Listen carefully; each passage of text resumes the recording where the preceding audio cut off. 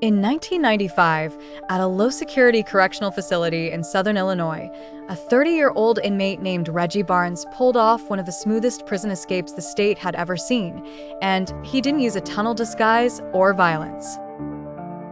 He just borrowed a mop. Reggie had been serving time for robbery and credit card fraud.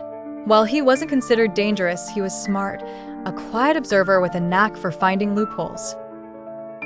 For months, he worked in the prison's cleaning detail, which meant daily access to tools, supply closets, and most importantly, the janitorial staff. That's where his idea started. One day, Reggie noticed that janitors from an outside company would enter through the staff gate, clean the administrative offices, and leave through the same exit. They wore gray jumpsuits, carried ID badges on lanyards, and rarely spoke to guards. Most weren't even searched on the way out.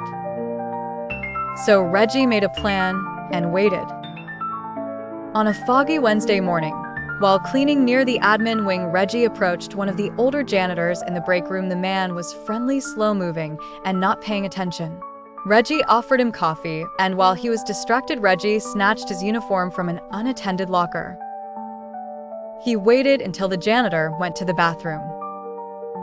Then, in less than 2 minutes, Reggie changed into the stolen jumpsuit, stuffed a rag in his mouth to lower his voice, grabbed a mop and a trash bin, and calmly pushed the cart toward the staff exit. The guard at the gate barely looked up. Reggie mumbled something about floor wax in Unit C, and the guard waved him through. Just like that, he walked out the front gate.